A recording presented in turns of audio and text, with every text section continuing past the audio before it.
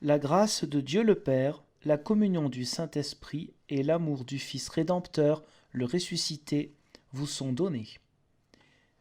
Chers frères et sœurs de l'Église protestante unie de Saint-Agrève, et d'ailleurs, d'une église ou d'une autre, voici la parole à la maison numéro 8. En ce dimanche 26 avril, continuons le chemin de communion entre nous, dans les circonstances actuelles, et pour quelque temps encore, avant de pouvoir sortir et vivre progressivement les possibilités communautaires, dans le respect des lois pour notre protection. Louons notre Dieu avec le psaume 19. Psaume de David. Les cieux racontent la gloire de Dieu, et l'étendue céleste annonce l'œuvre de ses mains. Le jour en donne instruction au jour, la nuit en donne connaissance à la nuit. Ce n'est pas un langage, ce ne sont pas des paroles, leur voix n'est pas entendue, leur trace apparaît sur toute la terre, leurs accents vont aux extrémités du monde, où il a placé une tente pour le soleil. Et celui-ci, semblable à un époux qui sort de sa chambre, se réjouit comme un héros de parcourir sa route. Il s'élance d'une extrémité du ciel et achève sa course à l'autre extrémité. Rien ne se dérobe à sa chaleur. La loi de l'Éternel est parfaite, elle restaure l'âme, le témoignage de l'Éternel est véridique, il rend sage le simple. Les ordres de l'Éternel sont droits, ils réjouissent le cœur, le commandement de l'Éternel est limpide, il éclaire les yeux. La crainte de l'Éternel est pure, elle subsiste à toujours. Les ordonnances de l'Éternel sont vraies, elles sont toutes justes. Plus précieuses que l'or, même que beaucoup d'or fin, plus douces que le miel, même que le miel qui coule des rayons. Ton serviteur aussi en est averti, pour qui les observe, l'avantage est grand. Qui connaît ses fautes involontaires? Pardonne-moi ce qui m'est caché. Préserve aussi ton serviteur des présomptueux, qu'il ne domine pas sur moi. Alors je serai intègre, innocent de péché grave. Reçois favorablement les paroles de ma bouche et la méditation de mon cœur en ta présence, ô Éternel, mon rocher et mon rédempteur. Et nous pouvons chanter le psaume 36, Ô Seigneur ta fidélité, en cliquant sur la vidéo que je vous ai envoyée, Cantique 01. Une fois que nous avons chanté ce classique, nous pouvons maintenant nous mettre à l'écoute du texte du jour qui nous est proposé. C'est l'Évangile selon Luc au chapitre 24, les versets 13 à 35. Version La Colombe. Et voici que ce même jour, deux d'entre eux allaient à un village nommé Emmaüs, éloigné de Jérusalem de 60 stades. Ils s'entretenaient de tout ce qui s'était passé. Pendant qu'ils s'entretenaient et discutaient, Jésus s'approcha et fit route avec eux. Mais leurs yeux étaient empêchés de le reconnaître. Il leur dit « Quels sont ces propos que vous échangez en marchant ?» Et ils s'arrêtèrent, l'air attristé. L'un d'eux, nommé Cléopas, lui répondit « Es-tu le seul qui séjourne à Jérusalem et ne sache pas ce qui s'y est produit ces jours-ci » Quoi leur dit-il. Ils lui répondirent « Ce qui s'est produit au sujet de Jésus de Nazareth, qui était un prophète puissant en œuvre et en parole, devant Dieu et devant tout le peuple. Et comment nos principaux sacrificateurs et nos chefs l'ont livré pour être condamné à mort et l'ont crucifié. Nous espérions que ce serait lui qui délivrerait Israël. Mais avec tout cela, voici le 3e jour que ces événements se sont produits. Il est vrai que quelques femmes d'entre nous nous ont fort étonnés. Elles se sont rendues de bon matin au tombeau et n'ayant pas trouvé son corps, elles sont venues dire que des anges leur sont apparus et ont déclaré qu'il est vivant. Quelques-uns de ceux qui étaient avec nous sont allés au tombeau, et ils ont trouvé les choses tout comme les femmes l'avaient dit, mais lui, ils ne l'ont pas vu. » Alors Jésus leur dit, « Hommes sans intelligence, et dont le cœur est lent à croire tout ce qu'ont dit les prophètes. Le Christ ne devait-il pas souffrir de la sorte et entrer dans sa gloire ?» Et commençant par Moïse et par tous les prophètes, il leur expliqua dans toutes les Écritures ce qui le concernait. Lorsqu'ils furent près du village où ils allaient, il parut vouloir aller plus loin. Mais ils le pressèrent en disant « Reste avec nous, car le soir approche. Le jour est déjà sur son déclin. » Il entra pour rester avec eux. Pendant qu'il était à table avec eux, il prit le pain, dit la bénédiction, puis il le rompit et le leur donna. Alors leurs yeux s'ouvrirent et ils le reconnurent, mais il disparut de devant eux. Et ils se dirent l'un à l'autre, « Notre cœur ne brûlait-il pas au-dedans de nous, lorsqu'il nous parlait en chemin et nous expliquait les Écritures ?» Ils se levèrent à l'heure même, retournèrent à Jérusalem et trouvèrent assemblés les 11 et leurs compagnons, qui leur dirent « Le Seigneur est réellement ressuscité et il est apparu à Simon. » Ils racontèrent ce qui leur était arrivé en chemin et comment il avait reconnu à la fraction du pain. Et nous pouvons chanter « Reste avec nous, Seigneur, le jour décline » en cliquant directement sur la vidéo qui vous est envoyée en pièces jointes, c'est-à-dire Cantique numéro 02. Une fois que nous avons chanté, c'est le temps de la prédication. Frères et sœurs en Jésus-Christ, nous voici en chemin avec Cléopas, un disciple, pour marcher 11 kilomètres de Jérusalem à Emmaüs. Luc, l'évangéliste, nous emmène dans cette histoire de rencontre hors du commun, où le cheminement, thème cher à cet écrivain, est un appel au lecteur. Le disciple dont il ne donne pas le nom, il se pourrait bien que ce soit nous, lecteurs et auditeurs de son témoignage. Jérusalem est le centre de tout, avec le tombeau vide et le message fou des femmes aux apôtres et aux autres disciples. Mais cela n'a rien fait. Les voici partant du lieu de la résurrection vers le lieu de la victoire. La victoire ? Oui, ce village d'Emmaüs semble avoir été un lieu de victoire pour Israël 2 siècles auparavant. La victoire sur la mort, personne n'y croit, mais que notre peuple élu renaisse de ses cendres, voilà tout le sens de notre vie. Ces disciples n'ont pas connu Jésus directement, contrairement aux apôtres. Ils sont arrivés un peu sur le tard. Ils ont quand même, tel un deuxième cercle, eu écho des messages, faits et gestes de Jésus. Ils cherchaient à comprendre, leur discussion s'attardait sur la raison d'être des événements récents. Vous vous souvenez, dimanche dernier, nous écoutions le témoignage de l'évangéliste Jean. Pour aujourd'hui, étonnement et mise en route nous sont apportés par Luc. Alors oui, les disciples veulent comprendre. Ils ne se racontent pas la pluie et le beau temps sur leur route, mais sans doute sont-ils au carrefour de leur vie. À ce carrefour, un inconnu s'invite, l'air de rien. Mais leurs yeux étaient empêchés de le reconnaître, verset 16.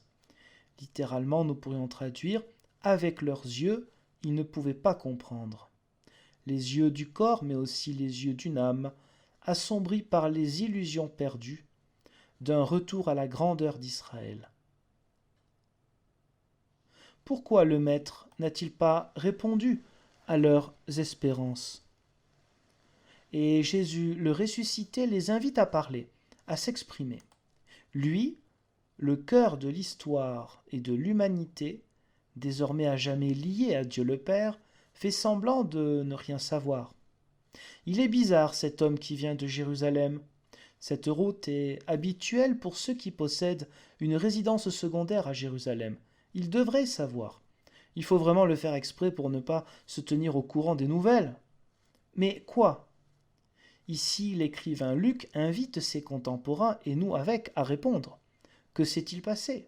Qui est ce Jésus, signe de contradiction, sauveur pour les chrétiens? Que s'est-il passé? Quel est l'événement central?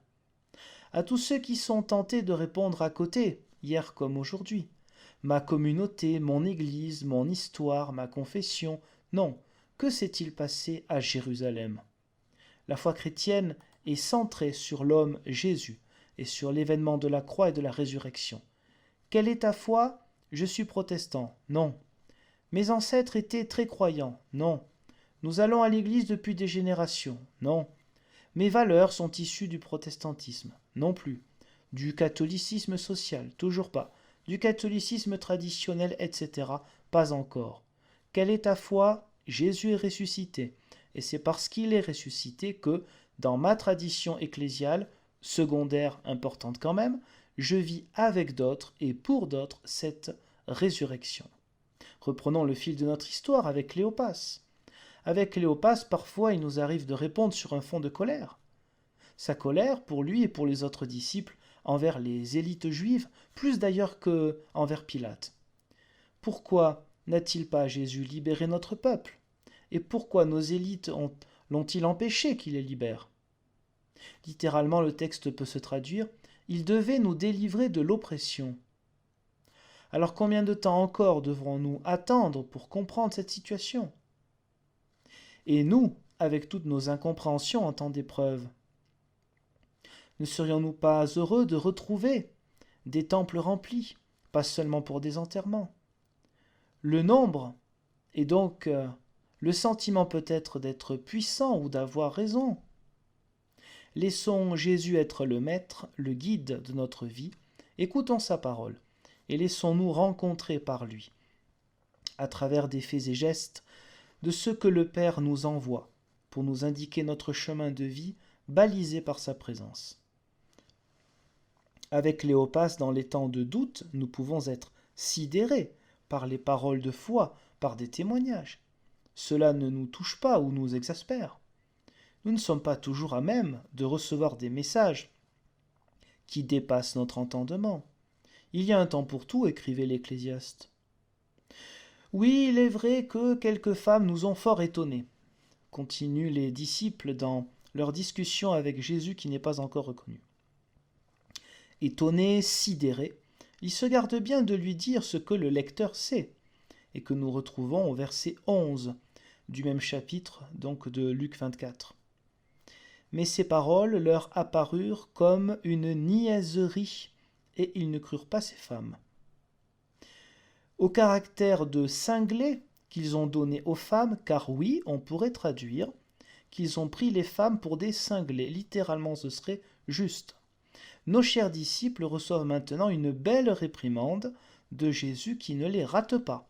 Verset 25, alors Jésus leur dit « Hommes sans intelligence, et dont le cœur est lent à croire tout ce qu'ont dit les prophètes. Stupide et dernier de la classe à l'école de la Torah, à quoi vous a servi votre catéchisme à la synagogue? Le Messie ne devait-il pas souffrir de la sorte et entrer dans sa gloire ?» Verset 26. Alors quelques années plus tard, Simon-Pierre proclamera, nous trouvons ça dans Actes 3, 18 à 21, « Mais Dieu a de la sorte accompli ce qu'il avait annoncé d'avance par la bouche de tous les prophètes, c'est-à-dire les souffrances de son Christ. Repentez-vous donc et convertissez-vous pour que vos péchés soient effacés, afin que des temps de rafraîchissement viennent de la part du Seigneur et qu'il envoie celui qui vous a été destiné, le Christ Jésus. C'est lui que le ciel doit recevoir jusqu'au temps du rétablissement de tout ce dont Dieu a parlé par la bouche de ses saints prophètes d'autrefois. » Fin de citation. Alors Jésus leur répond et les enseigne, il leur ouvre l'intelligence, on va dire avec pédagogie. Mais voilà qu'il faut se séparer, le personnage mystérieux et versé dans les Écritures doit poursuivre sa route. Enfin, il semble. Saurons-nous l'appeler pour qu'il reste avec nous? Souhaiterons-nous en savoir plus? Nous laisserons-nous guider par notre curiosité bénéfique, celle de la foi, celle de l'ouverture aux rencontres enrichissantes, aux échanges qui nous élèvent? Toi, lecteur, laisses-tu entrer le Christ dans ta maison? Les voici maintenant en fraternité, en hospitalité. La vie normale, il est tard, nous sommes en Orient, donc l'hospitalité est une valeur sacrée. Tout le monde a faim, on se met tranquillement sur les bancs, à moitié assis, à moitié allongé, car telle était la manière d'être à table en ces époques-là, rien à voir avec nos chaises bien droites et les coudes sur la table. Tranquille donc, et le geste de partage, la parole de bénédiction pour rendre grâce à Dieu avant de manger. Bien sûr, cela peut être un rappel de la Sainte Seine, mais attention, seulement pour le lecteur. Car il sent bien que ses disciples n'aient pas eu l'occasion de voir très souvent Jésus de près auparavant, contrairement aux apôtres. Deuxième cercle, symbole, incarnation des futures générations de chrétiens qui ne peuvent pas avoir vu physiquement Jésus le Christ. Ce qui est extraordinaire, c'est qu'un repas normal soit possible avec celui qu'ils commencent à reconnaître, c'est-à-dire celui qui était bien mort. Une nouvelle vie, la résurrection apparaît, et cela avec eux, au milieu d'eux, pour eux. La parole de Dieu expliquée, les Écritures interprétées, oui, cela est fondamental, mais plus encore, leur message s'incarne sous leurs yeux par la proximité, la complicité d'un Jésus maître de la Torah, maître des Écritures, les ayant quelque peu corrigés tout à l'heure, mais désormais voici la vie simple, normale, du partage, au-delà de la mort. En le reconnaissant, ils reconnaissent le signe de la présence réelle du Dieu invisible et d'une humanité renouvelée, appelée à ne plus s'arrêter aux apparences et aux petits espoirs égoïstes. Alors leurs yeux, verset 31, furent ouverts par ce geste, celui du partage. Au tout début des Écritures, les yeux de l'être humain sont ouverts par la triste réalité. Genèse 3, versets 6-7. La femme vit que l'arbre était bon à manger, agréable à la vue et propre à donner du discernement. Elle prit de son fruit et en mangea. Elle en donna aussi à son mari qui était avec elle, et il en mangea. Les yeux de tous deux s'ouvrirent, ils prirent conscience du fait qu'ils étaient nus, ils se firent des ceintures avec des feuilles de figuier cousues ensemble. Fin de citation. L'illusion de la vie éternelle par nous-mêmes, de la compréhension de tout, et ce accompagné de la désobéissance à Dieu, nous saute parfois aux yeux comme une incroyable frustration. Ils prirent conscience du fait qu'ils étaient nus. À se croire immortels, notre corps trahit pourtant la réalité qui nous gêne ou nous effraie. Être aveuglé à l'idée de pouvoir manger un arbre et non pas les fruits de l'arbre, cela peut faire penser à l'expression « conquérir le monde ». L'ambition en tant que telle n'est pas négative, mais ne s'agit-il pas du coup d'écraser les autres? Alors voici la boucle bouclée pour les disciples, à croire tout achevé, sans avenir, sans espérance. Jésus, le Messie ressuscité, partage le pain, le fondamental, ce qui fait vivre. Adam et Ève, c'est-à-dire nous, prenaient conscience de leur situation de danger après avoir désobéi à Dieu et cru à des illusions. Les disciples se rendent compte combien leur joie était immense, intense, lorsqu'ils étaient au bénéfice de la parole de Dieu. Notre cœur ne brûlait-il pas au-dedans de nous lorsqu'il nous parlait en chemin et nous expliquait les Écritures? C'était le verset 32. Alors les voici qui sortent de table directement. Ils bondissent et partent tout de suite pour Jérusalem. Les voici désormais dans la joie du partage de la parole de Dieu accomplie sous leurs yeux. Nous avons cheminé avec Cléopas dans cette histoire de rencontre, de déception au départ, puis de bouleversement. Lorsque revient ou reviendra le temps de l'amertume, des regrets, des prières non exaucées, pensons et repensons à cette histoire.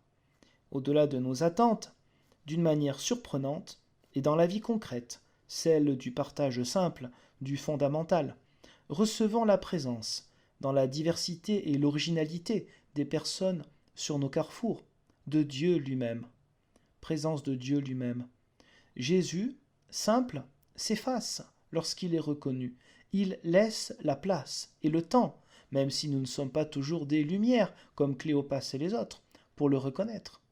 Il s'efface pour ne pas tout faire, pour ne pas vivre à notre place, pour ne pas nous écraser, pour ne pas vivre à notre place cette bonne nouvelle.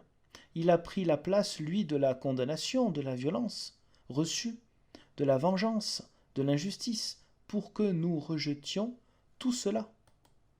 À nous de cheminer en son nom, par son nom, pour partager le pain, le fondamental, dans la joie du Seigneur ressuscité. Amen.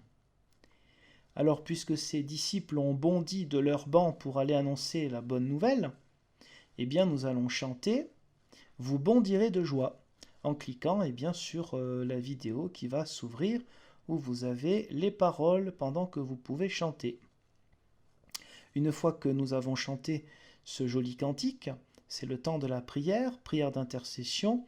Je vous propose une prière d'intercession reprise de la liturgie luthérienne, mais qui s'adapte assez bien avec le texte du jour. Seigneur Jésus, toi qui viens au carrefour de nos routes, toi qui fais fuir le désespoir au feu de ta parole, toi qui mieux que personne sais réchauffer le cœur, nous te prions. Gloire à toi, Seigneur. Seigneur Jésus, toi qui nous accueilles à la table d'un festin de joie, toi qui ouvres nos yeux pour nous dévoiler le secret de ta présence, accorde-nous d'annoncer joyeusement ta venue. Gloire à toi, Seigneur. Seigneur Jésus, toi que sans voir nous aimons, toi que nous attendons, toi qui n'abandonnes jamais l'opprimé, l'affamé, le prisonnier et l'exilé, nous te prions. Gloire à toi, Seigneur. Seigneur Jésus, donne-nous cette merveille qu'est la rencontre où celui qui nous était étranger touche notre cœur et nous ouvre les yeux. Gloire à toi, Seigneur. Sur les routes de notre vie, nous n'aimons guère qu'un autre nous rejoigne, nous interpelle et trouble notre quiétude. Mais te voici, Seigneur Jésus, notre cœur exulte et notre regard aveuglé retrouve sa lumière. Gloire à toi, Seigneur. Donne-nous, Seigneur Jésus, la merveille brûlante de ta parole. Donne-nous la merveille brûlante du pain et du vin partagés. Qu'alors notre cœur brûle et nos yeux s'illuminent. Toi qui fais d'une déroute un chemin de victoire, tu es notre Pâque pour aujourd'hui, pour demain et pour les siècles des siècles. Gloire à toi, Seigneur. Et ensemble, nous pouvons dire la prière que Jésus nous a laissée.